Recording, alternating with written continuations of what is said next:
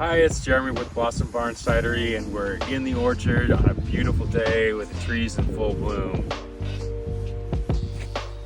This trellis orchard is looking pretty good right now, and it took quite a bit of work to get it here.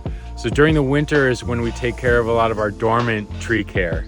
And in this video, we're going to show you what we do in our orchards for pruning and spraying when the trees are dormant, which is a critical time to set the trees up for success. This is an old field, which is an English varietal Perry pear. This particular one, along with about 50 of the other trees that are planted in the standard orchard, are mulched with wool from our sheep. And that really does help with weed prevention and water retention and nutrient cycling. I'm going to go ahead and prune this tree. I need to open the cages to get in here. These cages are installed in order to prevent the sheep from eating the trees, but the deer are a bigger problem, not only because they eat the trees, but also because during fall, when the bucks are in velvet, they rub their antlers on the trees and will absolutely shred them. Because of the jackrabbits, I've placed drain pipes around the lower foot and a half of all these trees.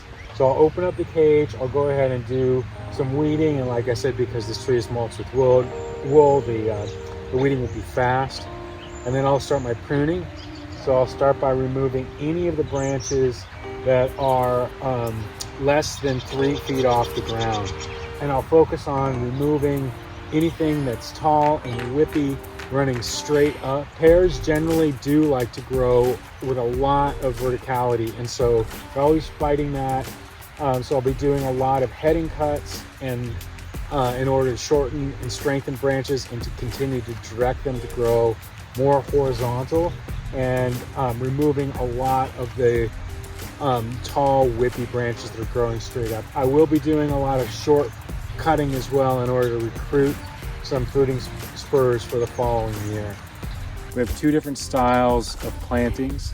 This is our trellis. So this is a more modern way of planting where the trees are planted in rows on wires and trained to the wires and planted close together. And that allows us to get a lot of trees in a small space, bring the bearing out sooner. So we get fruit off these trees after 3 years, where in our more conventional orchard, we're waiting longer to get fruit.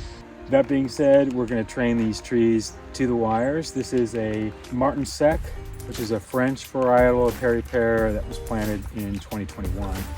And you can see already where electrical tape was. In the spring, when the trees have a little bit more flexibility, right before bloom, I come out with rolls of electrical tape and pull these branches down to the wires. You can tell that all the last year's growth is this lighter, brighter shade of brown. And that's where we're going to be doing pretty much all of our work.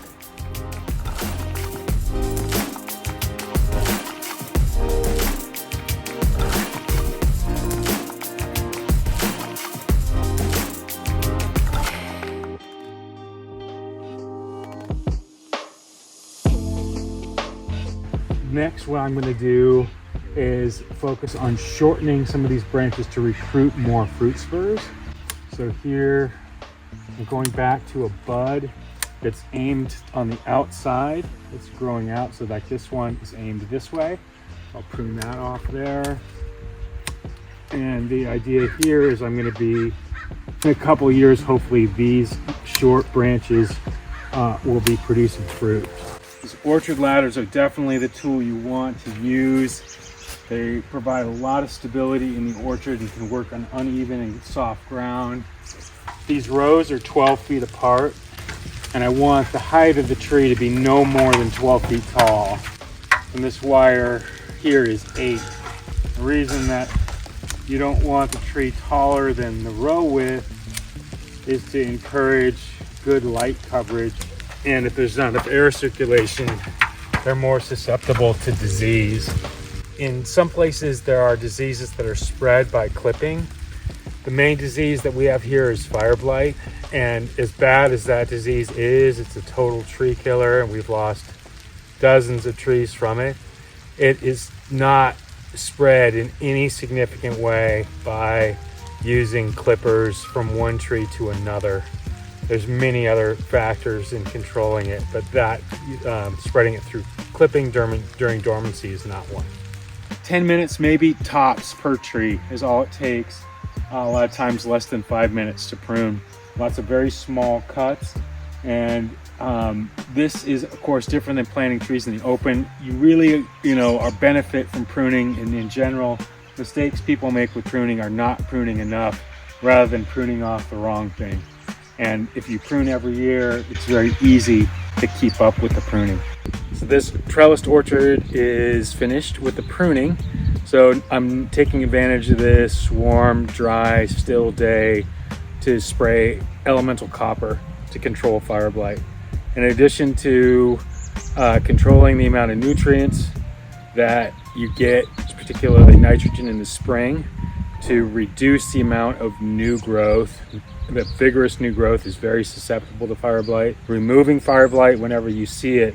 This dormant spraying of elemental copper is one of the very most important things you can do in an area where you have fire blight to control it. I'm going to mix in Badge product, which is an organic copper product, along with some horticultural oil and water. I'm bringing up in buckets because it's still, even though today is not, there's still a good risk of freeze, so I just leave all the irrigation water off out here. So this is the way that I fill up the sprayer. One thing that we always try and do when we spray the dormant sprays is that we try and hit up all the rough parts in the bark, any cankers, any sign of disease, any sign of the tree responding by pushing out any rough spots, all the branch crooks. I'm not trying to hit every single tip of every single branch.